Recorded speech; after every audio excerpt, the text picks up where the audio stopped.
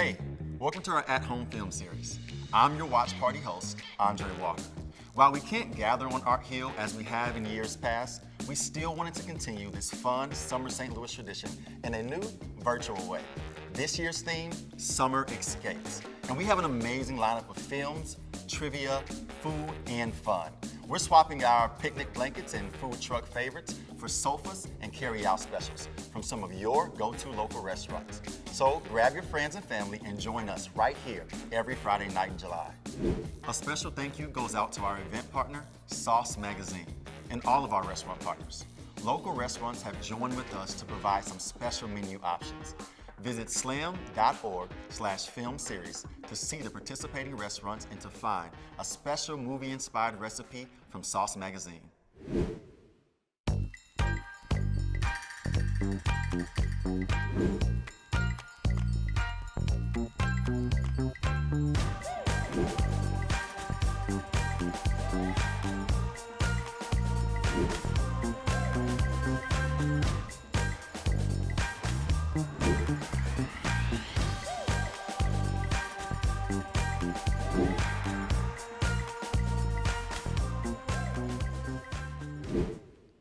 Escaping across the globe to the beautifully colorful Singapore in the search for true love.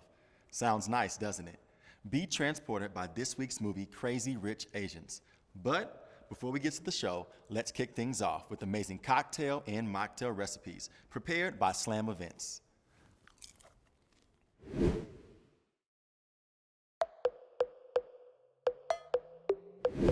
Hey, so we're back with my favorite man, mentor, and bartender here at Slam, and he's gonna show us another cocktail and mocktail that you can make right at home. So what do we have today? So today we're actually making a shandy for Crazy Rich Asians. So it's a simple cocktail, 2 ingredients besides the garnish.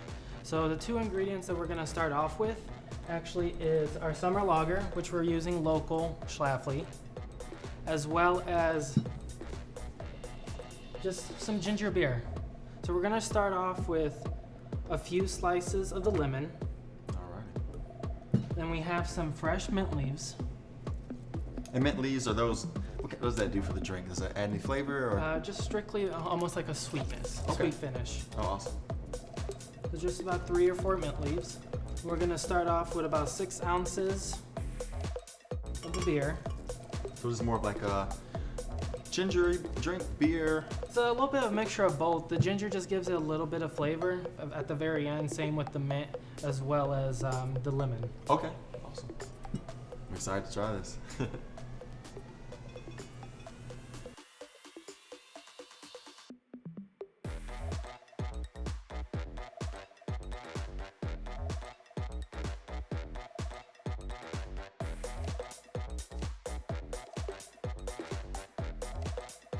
So with this cocktail, you almost want to let it sit a little bit longer with that mint and that lemon, just so the beer and the ginger will absorb that flavor. And for our glass, we'll top it off with a little bit of ice. With these portions, this will normally serve 2 people, so 2 cocktails at once.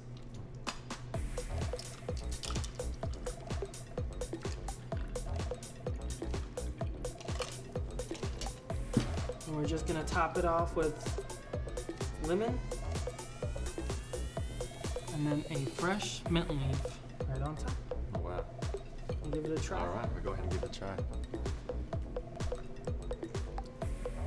Wow, that's pretty good. I can really taste the mint coming out of there. And so if we were making the mocktail version of this, what would we do? So we're gonna get started off with 2 ounces of orange juice. We'll do 2 ounces of pineapple juice. It's a relatively sweet cocktail. Okay. Or it's for kids or even adults at the end of the day. And we'll do 1 ounce of lime juice.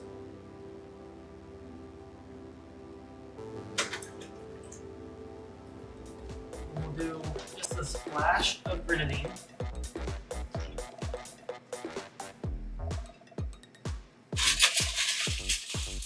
Some lime. Just to give it a nice little shake.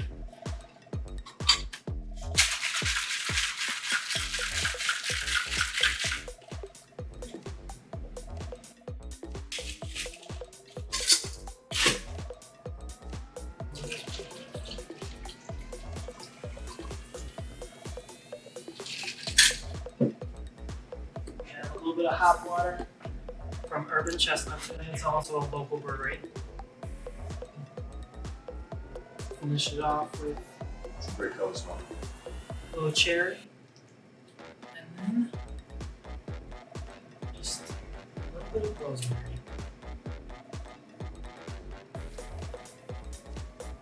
Give that a try. Let's give it a try. Oh yeah, the hot water's definitely coming out. It's pretty good. Kids, you definitely gotta try that. Well, Mincer, thanks again for showing us how we can make a mocktail from our home.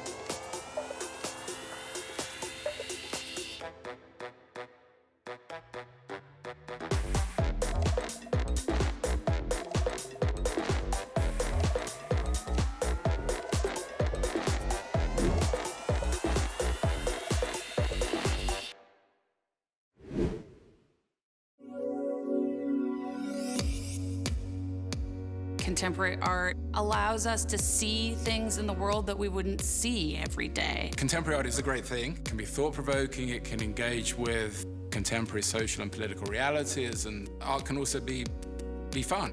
When you come here, what's so fantastic is you can see the best of Renaissance art, the best of Chinese bronzes. You can see the history of German art through Beckmann and the Expressionists. And then you can come into these buildings and you can see world-class contemporary art that frames all of those movements and brings it into your own time.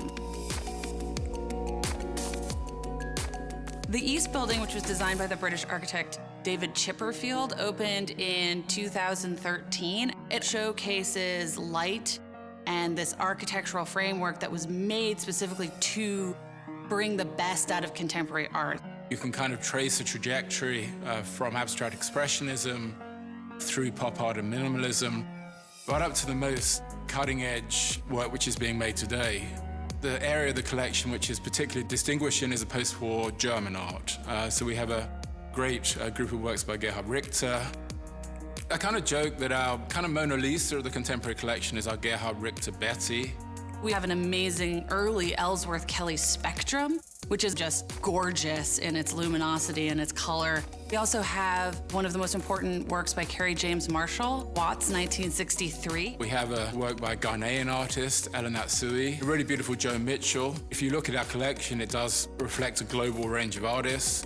We're looking now to acquire more work by important women artists, major African American artists, Native American artists. Art being made by artists in real time. But I think the most important thing just to realize is that engaging with contemporary art is rewarding. It really can improve your life, actually.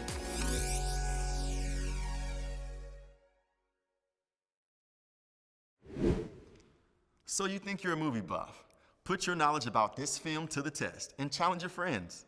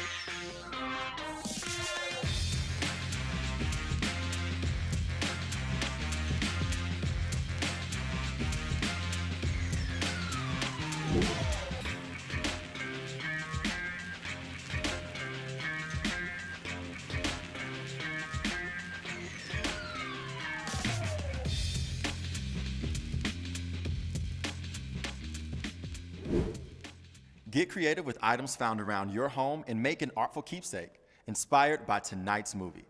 Don't worry, no art background is required. We're going to walk you through step by step so you can get your creative juices flowing.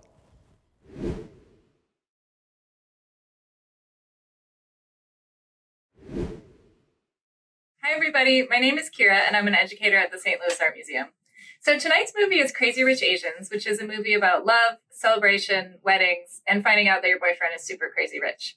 So we thought, given these themes of love and celebration, that it would be a fun time to show you how to make your own flowers using things you have around the house. So these flowers you can make with coffee filters, and then you can have a lot of fun arranging them into bouquets, putting them in vases, giving them to friends, and you don't even have to water them. So let's get started.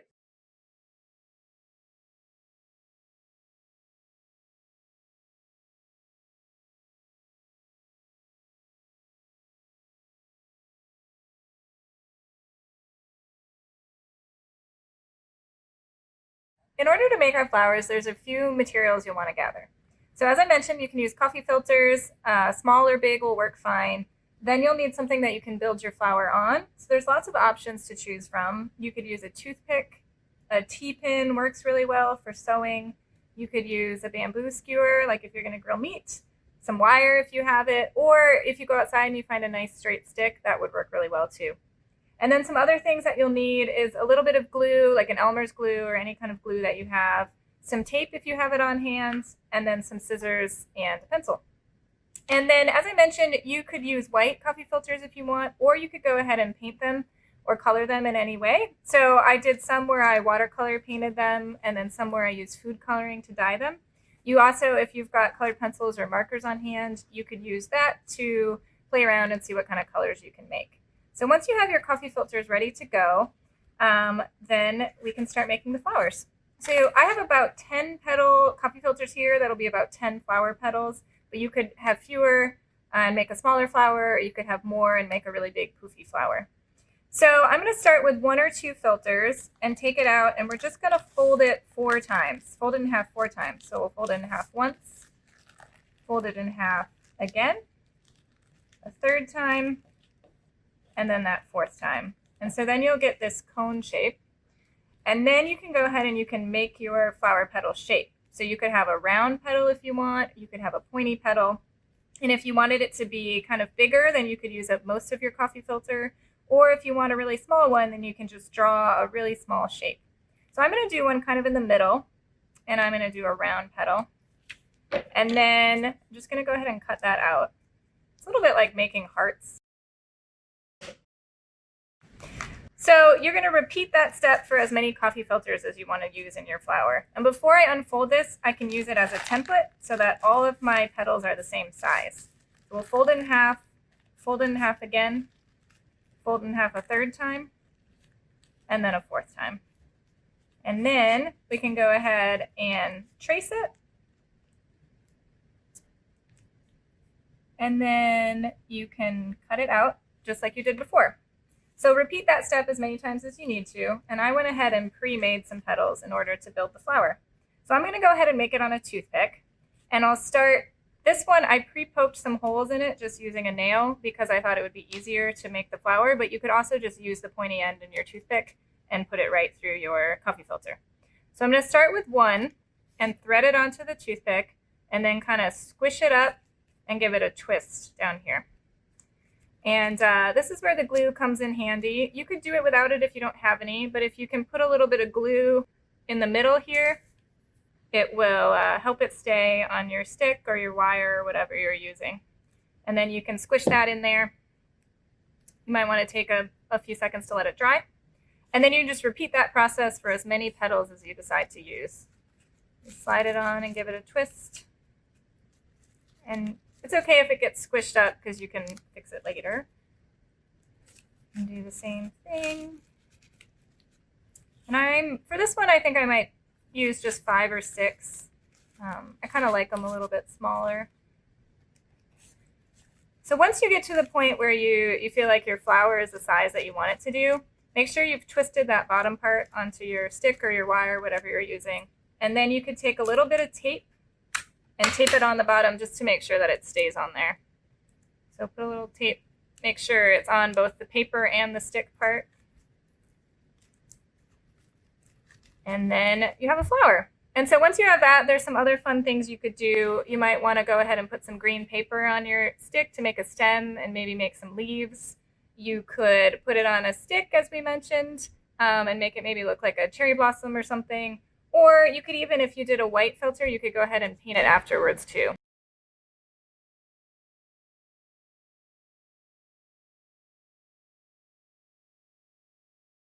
We hope that you have fun experimenting and enjoy Crazy Rich Asians. Thanks.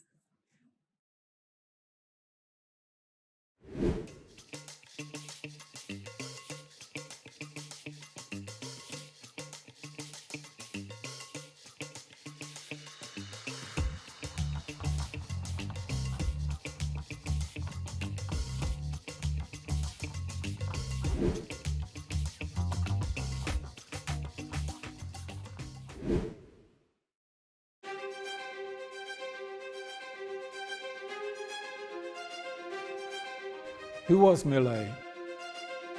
Millet was one of the great artists of the 19th century. His work had a real capacity to shock people. The basic premise of the exhibition is to argue for a new narrative for the history of modern art. It's one that starts in the work of Millet and it moves through other canonical artists.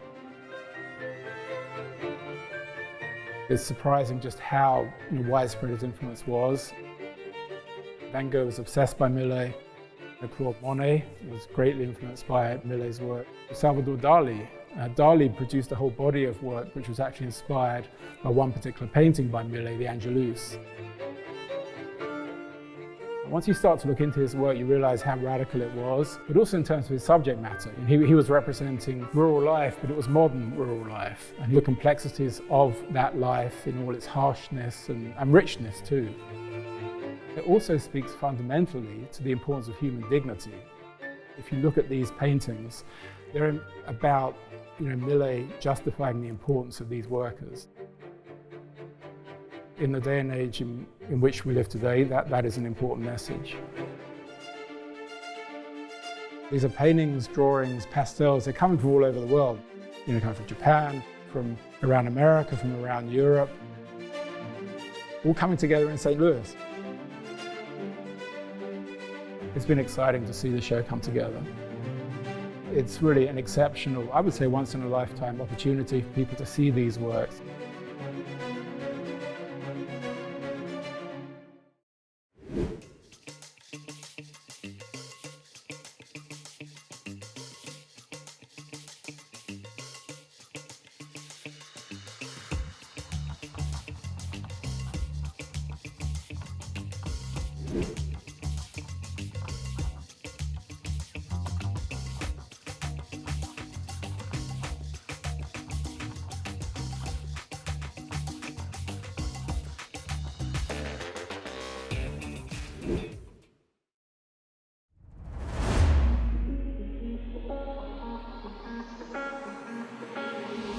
Sauce was the first culinary dedicated media publication in the metro area. Our St. Louis food scene wouldn't be what it is without Sauce Magazine. They also throw badass parties and they're about community. The thing about Sauce is we are knee-deep local. We want to know what's happening to our neighbors, to the person around the corner, and that's why we started. It's your fork, St. Louis. It's your fork. Your fork. It's your plate, St. Louis. It's your plate. It's your table. Your table. It's your table. It's your table. It's your sauce, St. Louis.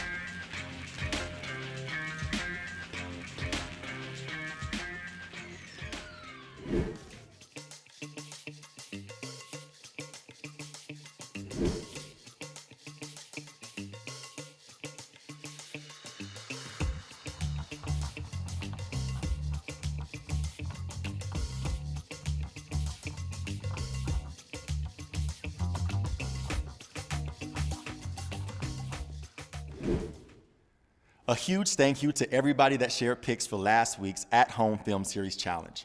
Are you ready to tackle this week's challenge? We're going to ask you to recreate a scene from Crazy Rich Asians using emojis and GIFs in your Instagram story. We can't wait to see what you all come up with. Tag At Home Film Series and STL Art Museum to share with us.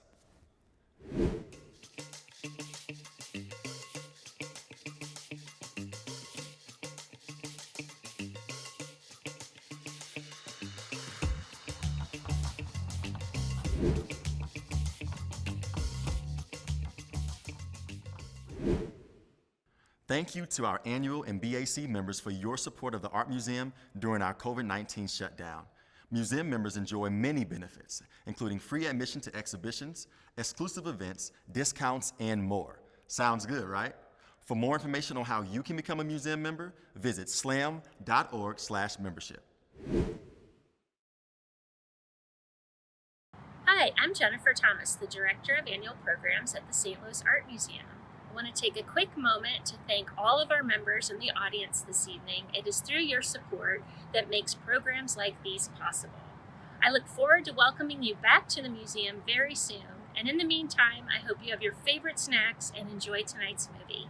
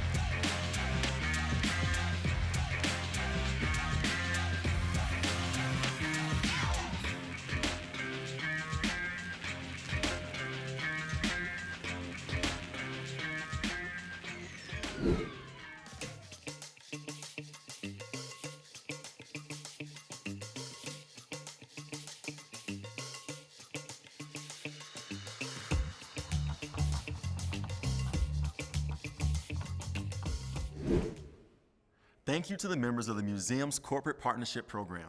We are so grateful for your generous support during the closure and look forward to welcoming you back to the gallery soon.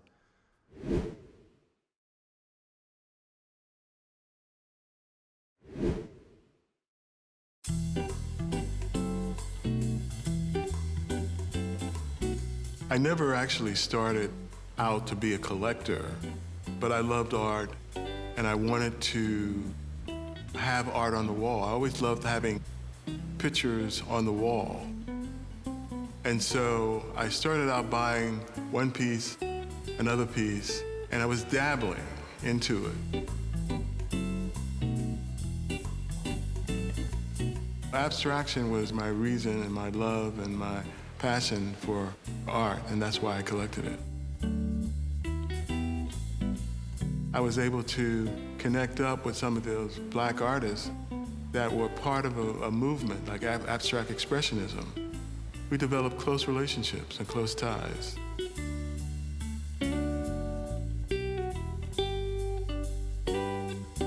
I had my first exposure to any museum at the St. Louis Art Museum. And I just felt like because my mother and father exposed us to so many of the arts, I thought it was very appropriate to give it to the St. Louis Art Museum. That was my first and only choice, actually. When I see this work at the St. Louis Art Museum, it's just so satisfying, it's gratifying, and it gives me a sense that this work is going to live on. These artists are going to be remembered. I think when people really can embrace the work and take down their barriers, it's going to open their mind to new possibilities, perhaps. They'll take another look and another look and another look, and all of a sudden, they love abstraction.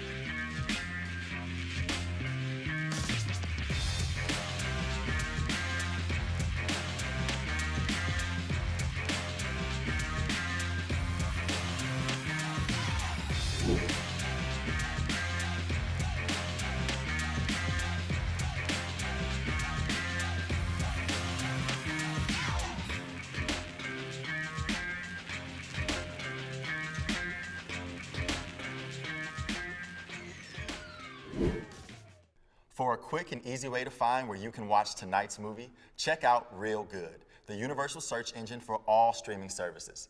Go to slam.org/film series, scroll to the How to Watch section, and find your preferred streaming service.